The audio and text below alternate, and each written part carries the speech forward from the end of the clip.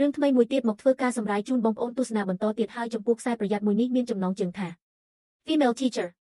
Closing Door ផលិតឡើងនៅក្នុងឆ្នាំ2021ជារឿងរបស់ប្រទេសជប៉ុនដែលនិយាយអំពីអ្នកគ្រូដ៏ស្រស់ស្អាតម្នាក់បានជាប់នៅក្នុងបន្ទប់ឃ្លាំងសម្រាប់ដាក់សម្ភារៈរបស់សាលារៀនជាមួយនឹងសិស្សប្រុសម្នាក់ទៀតពួកគេបានជាប់នៅក្នុងបន្ទប់ជាមួយគ្នាអស់ជាច្រើនថ្ងៃជាពិសេសពួកគេបានវាយឡើងជាមួយគ្នាថែមទៀតដូចនេះហើយបងប្អូនច្បាស់ជាចង់ដឹងហើយថាតើដំណើរសាច់រឿងមួយនេះវាទៅជាយ៉ាងណាហើយមានរឿងរ៉ាវអ្វីខ្លះកើតឡើងនោះយើងមានតែទៅតាមដានទស្សនាសាច់រឿងរ៉ាវរបស់យើងទាំងអស់គ្នាតែម្ដងទៅប៉ុន្តែសម្រាប់បងប្អូនដែលទស្សនាថ្មីសូមបងប្អូនជួយចុច Subscribe និងដាក់រូបកណ្ដឹងឲ្យ Admin ម្នាក់មួយផងដើម្បីឲ្យ Admin មានកម្លាំងចិត្តក្នុងការស្វែងរករឿងថ្មីមកធ្វើការសម្រាយបន្តទៀតផ្ដើមខ្សែប្រយុទ្ធរបស់យើងមកបានបង្ហាញពីសកម្មភាពរបស់គ្រូពីរអ្នកស្រីមួយប្រុសមួយពួកគេកំពុងតែស៊ីអារម្មណ៍ជាមួយគ្នានៅក្នុងបន្ទប់ឃ្លាំងដាក់អីវ៉ាន់របស់សាលារៀនដែលអ្នកគ្រូនឹងក៏មានឈ្មោះថាយូកុកចំណែកគ្រូប្រុសមានឈ្មោះថាកាវ៉ាក្រឡេកមកមើលសកម្មភាពនៅក្នុងថ្នាក់រៀននៅនេះវិញសិស្សប្រុសម្នាក់នេះកំពុងតែញ៉ាំនំប៉័ងបណ្ដាអានសៀវភៅបណ្ដាគេមានឈ្មោះថាកាយសុគីភ្លាមនោះស្រាយកទៅញ៉ាំចឹងទៅជាពិសេសក្រុមគ្នាបាក់ពួករបស់ពួកគេបានយករូបភាពរបស់អ្នកគ្រូយូកូទៅកាត់ធ្វើជារូបភាពមិនសមរម្យចឹងហាណោះពួកគេបានយករូបភាពមួយនឹងមកឲ្យកាយសុគីមើលផងដែរនៅបានចាប់សឹកខោរបស់កាយសុគីថែមទៀតកាយសុគីបានច្រានសិស្សប្រុសម្នាក់នឹងឲ្យដួលទៅហើយពួកគេចាប់ផ្ដើមខឹងហើយបើសិស្សប្រុសម្នាក់នឹងបានទាមទារយកលុយពីកាយសុគីចំនួន100,000 យេនបើសិនជាមិនឲ្យលុយពួកគេនោះទេពួកគេនឹងវាយធ្វើបាបអហោះចំណែកសកម្មកិច្ចរបស់អ្នកគ្រូយូកុកជាមួយនឹងលោកគ្រូកាវ៉ានៅក្នុងបន្ទប់អានេះវិញពួកគេក៏បានប្រតិបត្តិការវាយឡើងជាមួយនឹងគ្នារួចរាល់ហើយផងដែរអ្នកទាំងពីរនាក់ក៏បាននាំគ្នាចេញពីខាងក្នុងឃ្លាំងមួយនឹងទៅវិញទៅនឹងបានប្រញាប់ប្រញាល់បែកផ្លូវគ្នាដើរចូលទៅខាងក្នុងថ្នាក់បង្រៀនសិស្សរៀងៗខ្លួនទៅបាទហើយយើងឃើញថាសិស្សនៅក្នុងថ្នាក់ដែលអ្នកគ្រូយូកូបង្រៀនសុទ្ធតែជាសិស្សប្រុសទាំងអស់ភ្លាមនោះស្រាប់តែអ្នកគ្រូយូកូបានឃើញកែសុគីហូឈាមច្រមុះអ្នកគ្រូបានព្យាយាមសួរនាំទៅកាន់កែសុគីថាតើមានរឿងអីកើតឡើងមែនមិនបានជាហូឈាមច្រមុះបែបនេះកែសុគីបាននិយាយកុហកប្រាប់ទៅកាន់អ្នកគ្រូថាមិនមានរឿងអីឡើយគ្រាន់តែខ្លួនដើរដួលបុកទៅប៉ុណ្ណោះបន្ទាប់ពីសួរនាំរួចរាល់ហើយអ្នកគ្រូបានហុចកូនកន្សែងឲ្យទៅកាន់កែសុគីទុកជូតឈាមចេញអញ្ចឹងទៅបន្ទាប់មកទៀតអ្នកគ្រូក៏បានចាប់ផ្ដើមការបង្រៀនសិស្សហើយមុខវិជ្ជាដែលគាត់ធ្វើការបង្រៀនគឺជាមុខវិជ្ជាភាសាអង់គ្លេសក្រោយពីបង្រៀនចប់រួចរាល់ហើយក៏ដល់ម៉ោងសម្រាប់ត្រឡប់ទៅផ្ទះវិញអ្នកគ្រូយូកូបានជិះឡានជាមួយនឹងលោកគ្រូកាវ៉ានៅតាមផ្លូវលោកគ្រូកាវ៉ាបានប្រាប់ឲ្យយូកូហនក្រាបចុះពួនអញ្ចឹងហាណោះដើម្បីការពារខ្លាចកូនសិស្សរបស់ពួកគេឃើញនិយាយមិនល្អពីពួកគេទាំងពីរអ្នកពីព្រោះដែលពួកគេទាំងពីរអ្នកលួចលាក់តាក់ទងជាមួយគ្នាលក្ខខណ្ឌ private បន្ទាប់មកពួកគេទាំងពីរអ្នកបាននាំគ្នាចូលទៅខាងក្នុងបន្ទប់សន្តាគារមួយកន្លែងហើយបានវាយឡើងជាមួយគ្នាឡើងមានសេចក្តីសុខអញ្ចឹងទៅបន្ទាប់ពីវាយឡើងជាមួយនឹងគ្នានៅក្នុងសន្តាគារមួយនឹងរួចរាល់ហើយកាវ៉ាបានបើកឡានជូនអ្នកគ្រូយូកូត្រឡប់ទៅផ្ទះវិញនៅតាមផ្លូវប្រពន្ធហើយនឹងកូនរបស់កាវ៉ាបានខលមកសួរនាំពីព្រោះតែយប់ទៅហើយនៅតែមិន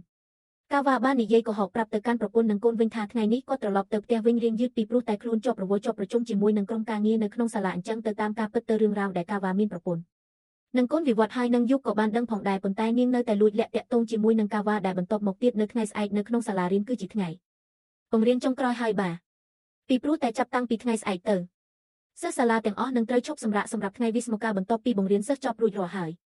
អ្នកគ្រូយុគក៏បានដើរចូលទៅកាន់បន្ទប់សម្រាប់ជួបជុំជាមួយនឹងគ្រូផ្សេងទៀតអញ្ចឹងហាន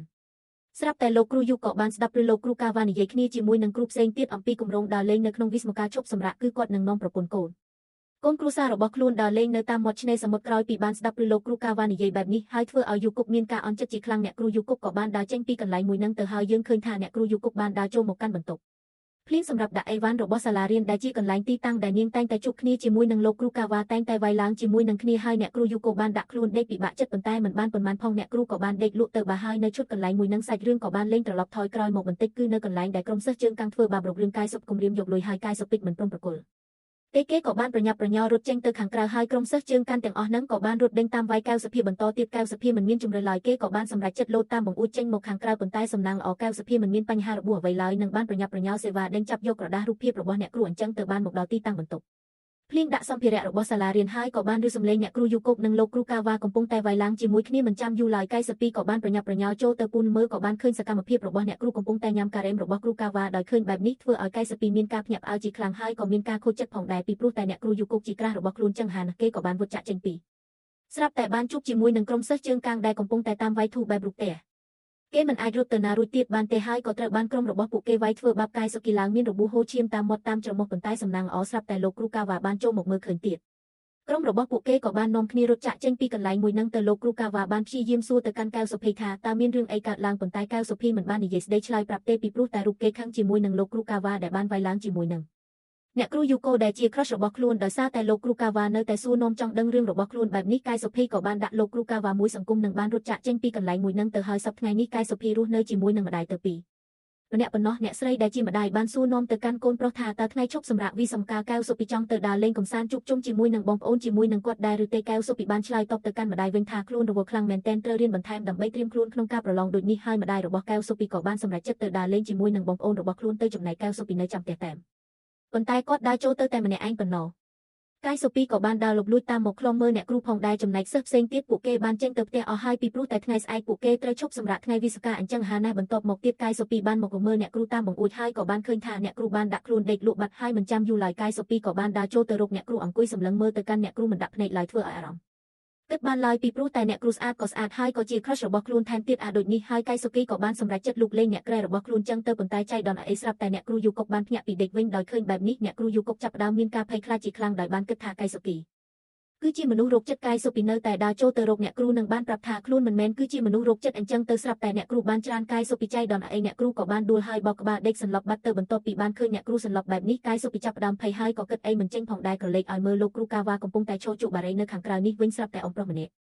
់អ្នកដែលជាអ្នកសម្អាតទីធ្លាសាលាបានដើរចូលមកស្រីថាឲ្យលោកគ្រូកាវ៉ាមិនឲ្យជក់បារីហើយនៅពេលដែលអ៊ំប្រុសម្នាក់នឹងរៀបនឹងដើរចេញទៅវិញលោកគ្រូកាវ៉ាបានសួរនាំទៅកាន់គាត់ផងដែរថាតើមានបានឃើញអ្នកគ្រូយកគុកដែរឬទេ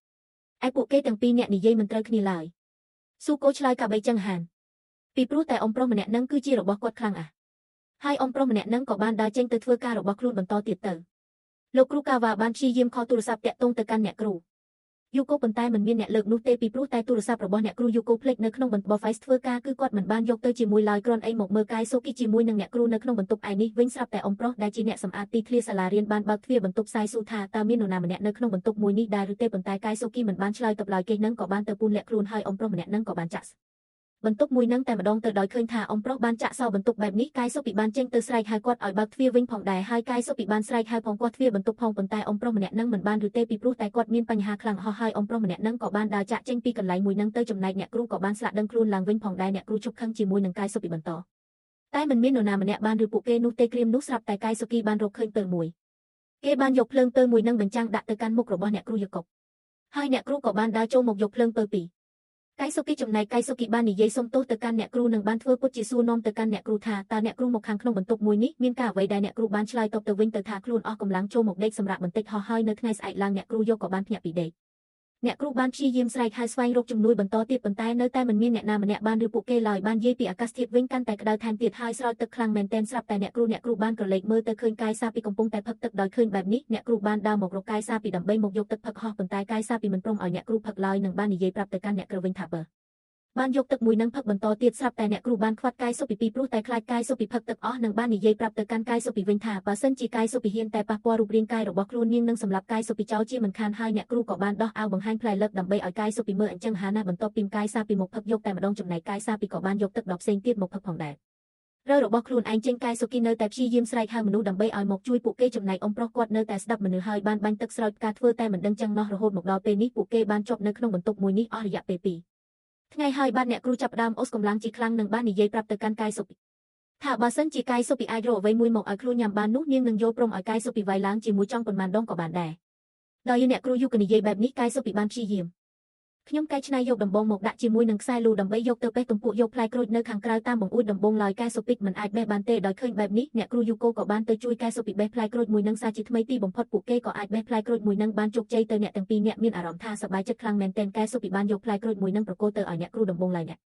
កមិនទទួលយកទេស្រាប់តែកែសុភាពបានយកផ្លែក្រូចមួយនឹងទៅបកសម្បកចេញហើយបានហុចទៅឲ្យអ្នកគ្រូម្ដងទៀតអ្នកគ្រូក៏បានសម្រេចចិត្តយកផ្លែក្រូចមួយនឹងយកមកញ៉ាំទាំងភាពស្រែកឃ្លានកែសុភាពបានឈរសម្លឹងមើលទៅកាន់អ្នកគ្រូញ៉ាំក្រូចមិនដាក់ភ្នែកឡើយបន្ទាប់មកអ្នកគ្រូក៏បានហុចផ្លែក្រូចពាក់កណ្ដាលឲ្យទៅកាន់កែសុគីញ៉ាំផងដែរប៉ុន្តែកែសុគីមិនព្រមញ៉ាំទេហើយអ្នកគ្រូបានយកផ្លែក្រូចមកញាត់មាត់របស់កែសុគីហើយនៅធ្វើកន្លែងមួយនឹងអ្នកគ្រូក៏បានប្រគល់ខ្លួនប្រាណដើម្បីឲ្យកែសុគីវាយឡើងជាមួយខ្លួនតាមអ្វីដែលនាងធ្លាប់បានសន្យាឡើងមានសេចក្តីសុខទៅហើយនៅថ្ងៃស្អែកឡើងកែសុគីបានប្រើប្រាស់បន្តោងខ្សែករបស់ខ្លួនដាក់ឲ្យត្រូវជាមួយនឹងពន្លឺព្រះអាទិត្យវាក៏បានបង្កើតបានទៅជាភ្លើងឆេះដុតជាម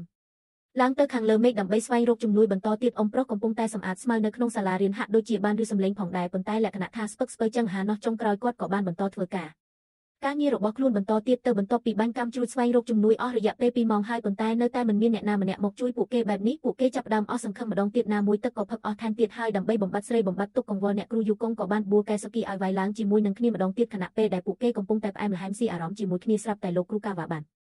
ទាំងពីរអ្នកផងដែរគាត់បានសួរនាំទៅកាន់ពួកគេទាំងពីរអ្នកថាតើពួកគេកំពុងតែធ្វើអ្វីជាមួយគ្នាប៉ុន្តែម្ដងនេះអ្នកគ្រូយូកូលែងមានចិត្តស្រឡាញ់លោកគ្រូកាវ៉ាទៀតហើយគឺនាងពេញចិត្តចំពោះកែសភាព